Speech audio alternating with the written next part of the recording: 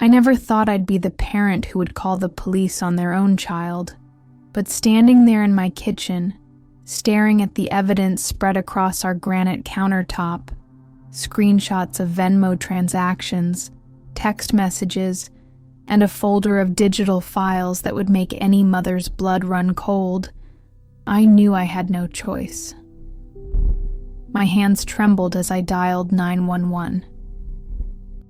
My daughter, my perfect Amber, the girl who had been accepted to an Ivy League school with a partial scholarship, who volunteered at the animal shelter every weekend, who I thought I knew better than anyone in this world, was running a criminal enterprise right under my roof.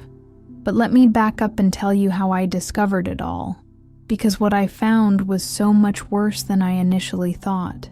It started 3 weeks ago on a Tuesday morning. I remember it was Tuesday because I always do laundry on Tuesdays. And Amber had left for her 8 a.m. class without emptying her hamper like I'd asked her to do the night before. She'd been home from college for summer break, and though she was 20 years old, she still lived by my rules when under my roof. One of those rules was handling her own laundry. With an irritated sigh, I went into her room to collect her clothes. As I was gathering the scattered items from her floor, I heard a buzzing sound coming from under her bed. I reached under and pulled out a phone, not her regular iPhone that we paid for on our family plan, but a cheaper Android model I'd never seen before. The notification on the screen caught my eye immediately. Payment received from Jason M., $350 for the package. My heart started racing. Package? What package costs $350? And why would my daughter need a secret phone to receive payments? I wish I could tell you I respected her privacy and put the phone back, but my maternal instinct screamed that something was very wrong. I tried to unlock it, but of course it had a passcode. The buzzing continued as more notifications came in, all Venmo transactions with similar cryptic messages. For the materials, thanks for the help. The solution worked perfectly. I placed the phone back exactly where I found it and finished collecting the laundry, my mind racing. You need to understand, Amber had always been the perfect daughter. National Honor Society, volunteer work, never even a detention. She was studying pre-law at Columbia, for God's sake. But my gut told me that phone was connected to something dangerous. That night, I couldn't sleep. I kept thinking about the notifications, the secret phone, the hidden payments. By morning, I'd made a decision that I still sometimes question, but that ultimately saved not just my daughter, but potentially dozens of other young people. I was going to investigate. While Amber was at her summer internship the next day, I returned to her room. The phone was gone. She must have taken it with her, but I noticed her laptop was still on her desk. I sat down and opened it. Thankfully, it wasn't password protected. She'd never had a reason to hide anything from me before. What I saw in her browser history made my stomach drop. Multiple visits to websites with names like Gradebusters and Test Bank Solutions. Forums where students discussed how to cheat on exams. A Telegram channel called Columbia Connect. But what really caught my attention was her email. She had a second account I'd never seen before, ambersolutions@gmail.com. The inbox was filled with messages from students, not just from Columbia, but from NYU, Fordham, even a few from Princeton and Yale. They all followed the same pattern: requests for materials or solutions, price negotiations, and delivery confirmations. I opened one email thread, and my hands started shaking as I read, "Hey Amber, I need the Econ 203 midterm answers by Thursday. Professor Williams, Section B. Same rate as last time?" Amber's reply, "I can get them for $300. This professor is tougher security-wise, so higher risk, one higher price." Venmo, the usual account with the code phrase we discussed. As I dug deeper, I found a Google Drive folder labeled Inventory. Inside were hundreds of files meticulously organized by school, department, course number, and professor. Test banks, answer keys, term papers, and most shockingly, what appeared to be advance copies of exams that hadn't even been given yet. But that's not what made me call the police. No, what I found next was so much worse. In a subfolder labeled Premium Services, I discovered templates for fake IDs, forged transcripts, and what appeared to be letterheads and signature samples from various university administrators. My daughter wasn't just selling test answers, she was forging academic documents. I felt physically ill. The daughter I thought I knew, the one who lectured me about ethics when I took too many sugar packets from coffee shops, was running what appeared to be a sophisticated academic fraud operation. Just then, I heard the front door open. Amber was home early. I quickly closed the laptop and made my way downstairs, trying to compose myself. How do you confront your child about something like this? I decided to start small, to give her a chance to come clean. "Hey, honey," I said as casually as I could manage. "How was your internship today?" "Fine," she replied, barely looking up from her phone. Her regular iPhone, not the secret one. The partner had me researching precedents all morning. Pretty boring stuff. I took a deep breath. "Amber, is there anything you want to tell me? Anything you've been keeping from me?" She finally looked up, her expression guarded. "What do you mean?" "I found the other phone," I said simply, "and I saw the Venmo notifications." Her face went through a series of emotions. Surprise, fear, then something that chilled me. Calculation. I could almost see her mind working, formulating a story, an excuse, a way out. This wasn't the impulsive panic of a kid caught in a small lie. This was something else entirely. "Mom, it's not what you think," she said, her voice steady. "I've just been tutoring some students for cash. I didn't tell you because I wanted to have my own money, independent from what you and Dad give me. If I hadn't seen the evidence with my own eyes, I might have believed her. She was that convincing. Tutoring students doesn't require a secret phone," I said, "and it doesn't explain the emails about selling exam answers or the forged documents I found on your laptop." The color drained from her face. "You went through my computer? That's a total invasion of privacy." And she was trying to flip the script, make me the villain. It might have worked before today. "Don't try to change the subject, Amber. What you're doing is illegal. It's academic fraud, possibly identity theft. You could go to prison." "Nobody's going to prison," she scoffed, but I saw the first crack in her confidence. "It's just a college hustle. Everybody does it. Everybody forges official university documents. Everybody sells advance copies of exams. How are you even getting those, Amber?"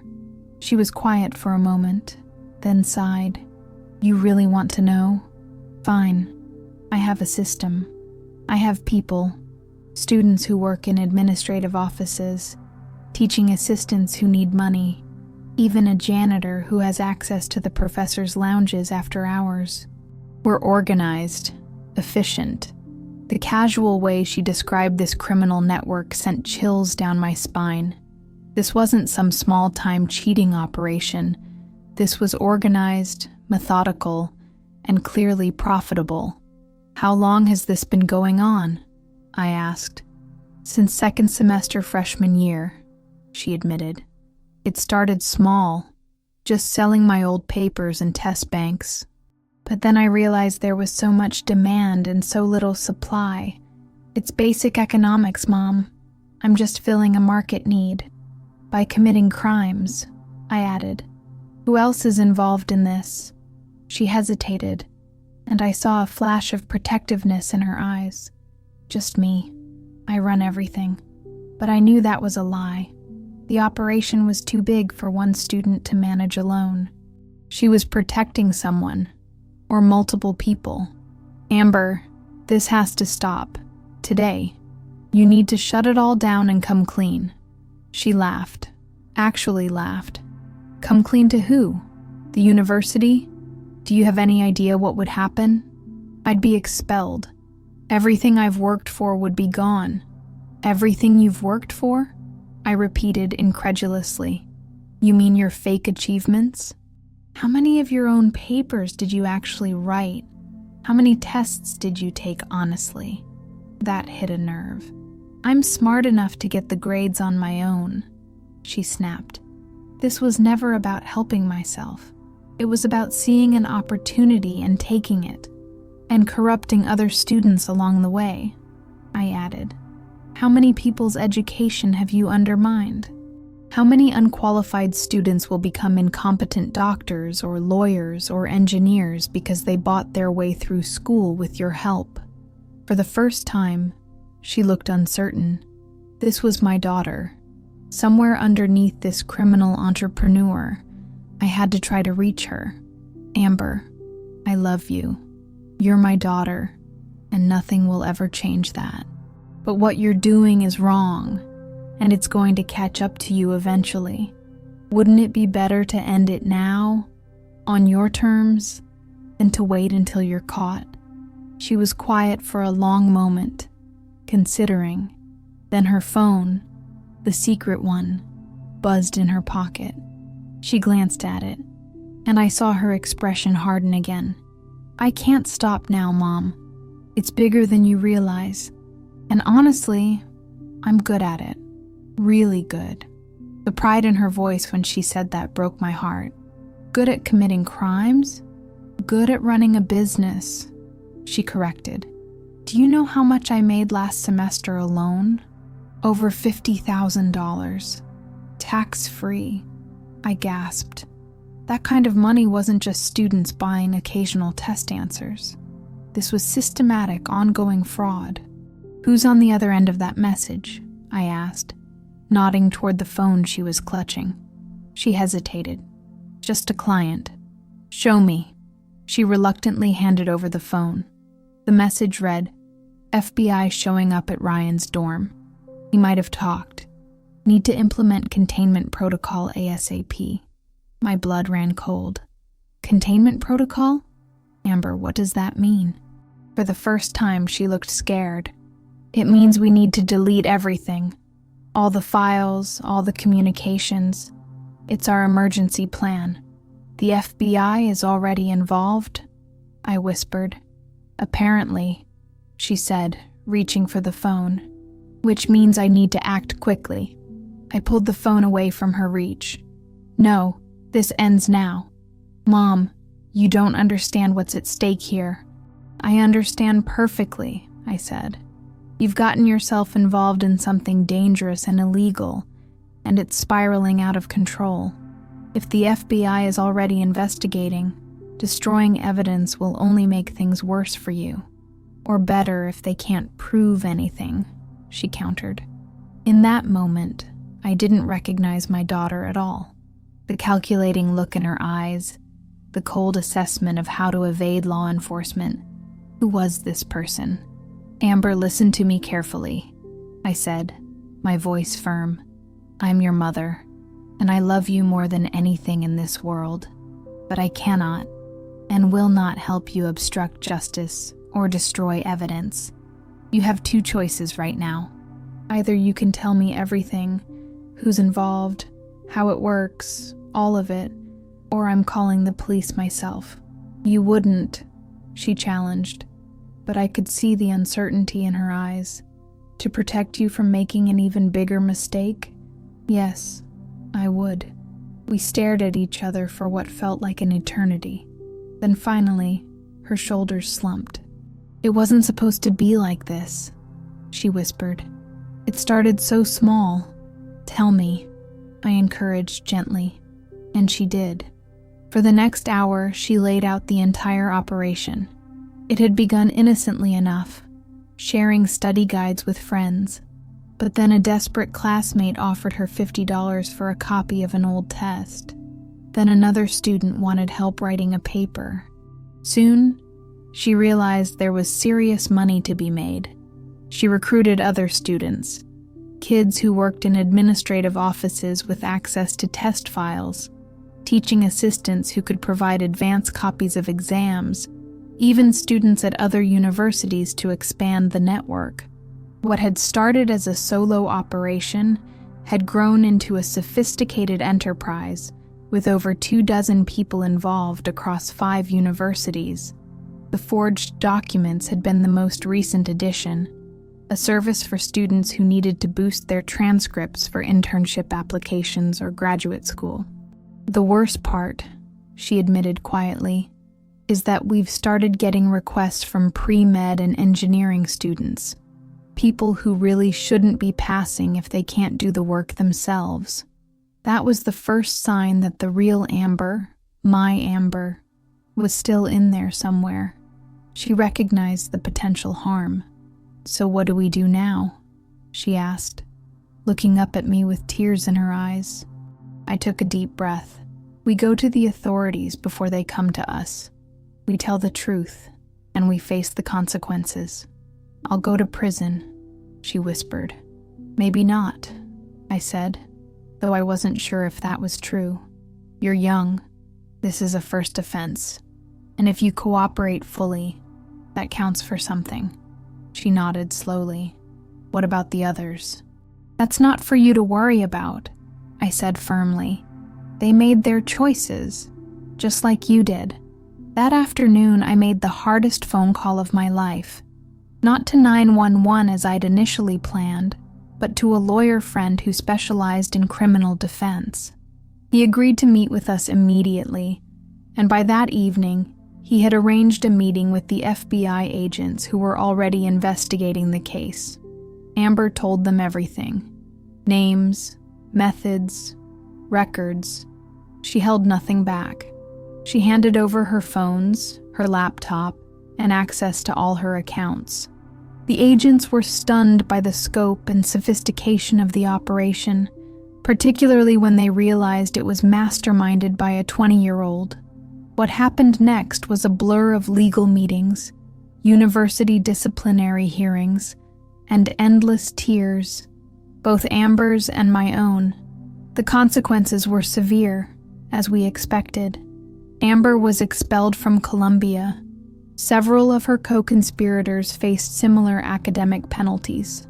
On the legal front, Amber was charged with fraud, forgery, and conspiracy, but her full cooperation proved valuable to the authorities, who were more interested in shutting down similar operations at other schools than in making an example of her.